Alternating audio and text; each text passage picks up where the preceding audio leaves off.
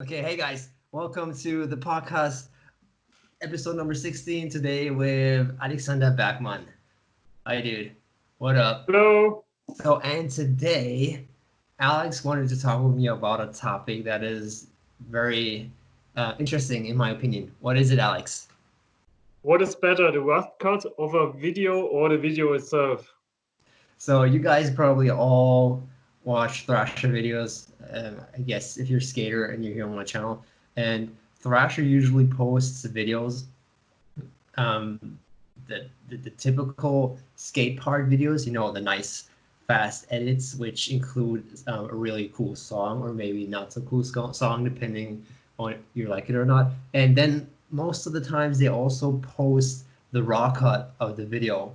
And today we're going to talk about what's better, in our opinion, Yeah. or what is the difference.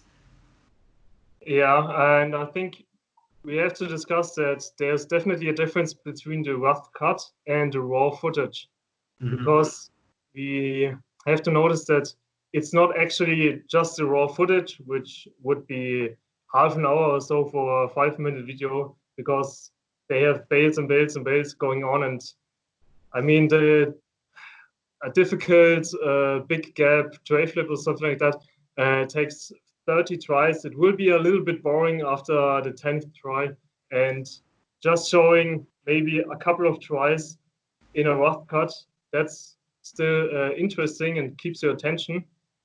So I'm not talking about half an hour raw footage without editing. Um, but what I would like to discuss is that they don't really have that much editing, no fancy artsy fartsy stuff that comes from the mind of the editor, and it's just the skateboarding, and also there's no song. Yeah. So And it's that's yeah. Yeah, so for me, this is a very interesting topic. I love to do little skate edits.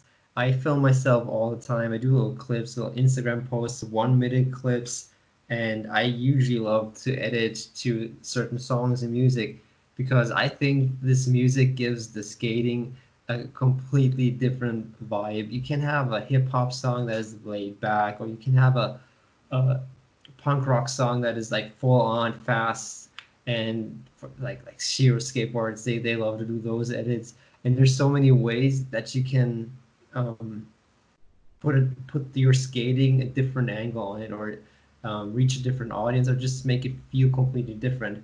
And on the other hand, I have to say I really enjoy watching those raw cuts. So those Thrasher videos where they put out the uncut footage where there's no song on it and just raw skateboarding.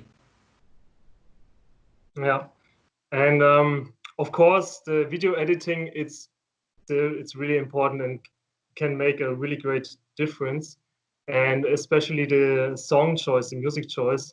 For example, I have some of my favorite songs are not really just because they're not really my favorites because I like the band or so, but some songs are my favorites because I remember them from visiting, from almost round three.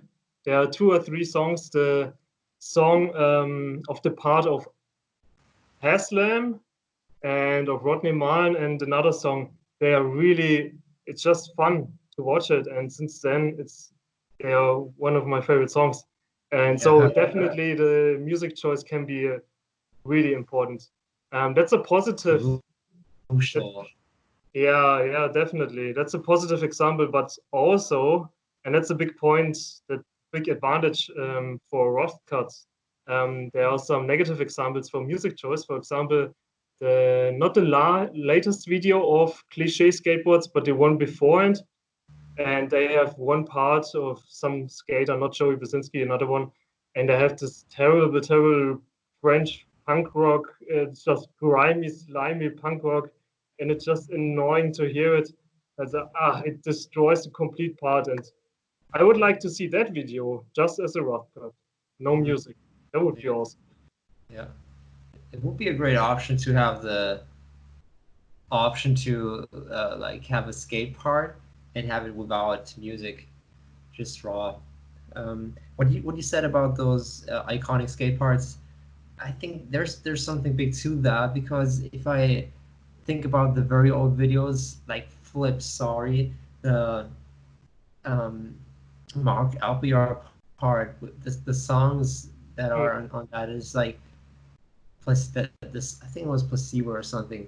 This these songs turned into cult songs among skaters at least, and yeah. it brought so much more value to it because it had a completely different vibe to it. But on the other side, if you watch raw cut videos, what I really like about the raw cuts are that you feel more like that you're there, that like you're like there at the session, and you can see what the skater is going through while he's trying to get the trick. Mm. Yeah, it looks like you're sitting right next to the other skate guys and just watching the guy like you're right at the sports part of the session. And I loved it. And also like debates just to see, okay, it was this, yeah, it was this difficult to land it, and also then the hype of landing it. Afterwards, they are all clapping each other and so on. Yeah, And you don't really see that in a video part that often. yeah, you don't get that because they have to cut it because it's cut with the beat, and then you have the next clip and the next clip, and Yeah, you don't see the reaction sometimes or the feeling that the skater has, like celebration after he lands the trick, and that is a really big part of skateboarding. Maybe not in professional video clip video life, but if you go to the skate park, you're there and you try the trick over and over, and when you make it, everybody's celebrating that feeling. That feels like skateboarding, and the rock cuts are closer to what skateboarding actually is yeah, to me because you have this the whole experience. yeah.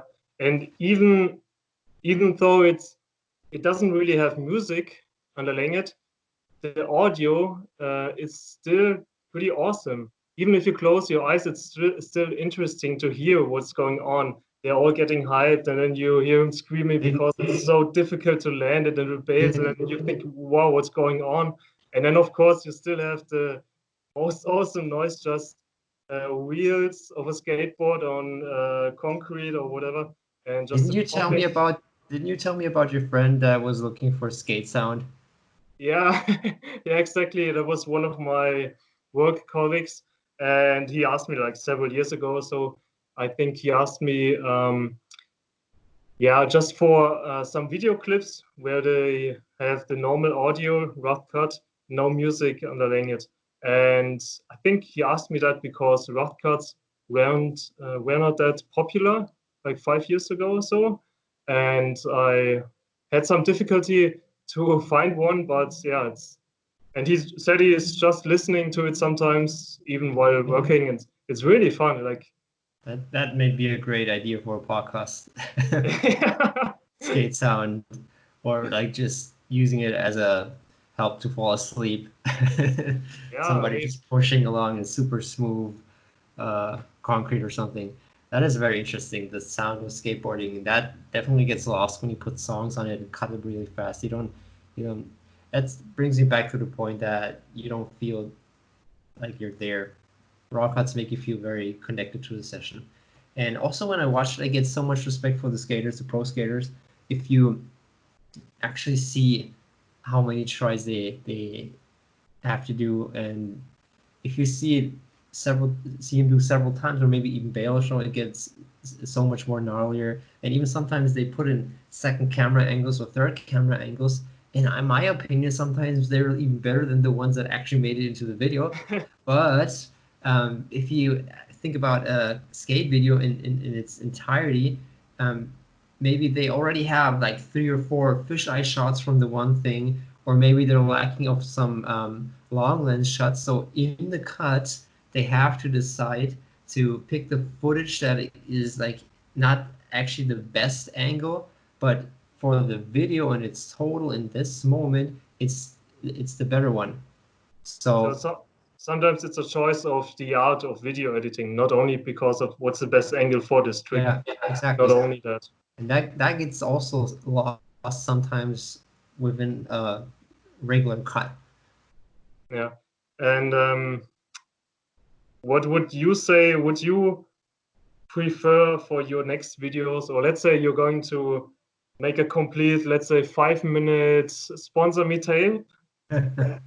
Would It you is then do a rough cut video afterwards, or? so it is very funny that you say that, and that was not, we didn't talk about that before this video, but yesterday I was at skate park, and that was the first time after the skate park opened again, and I skated there an entire day, and I got a lot of clips.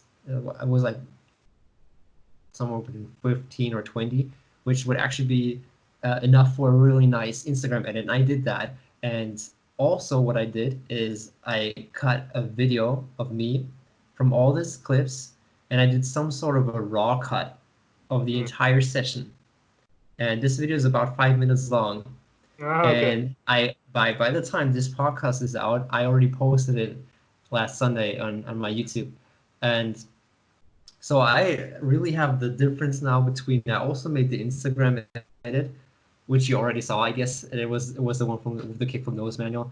And Yeah. I also edited the raw cut. And I didn't plan on that. I knew that we were talking about this topic, but I didn't plan on making it a raw cut. When I was filming, I didn't even think at all about posting a YouTube video out of these clips.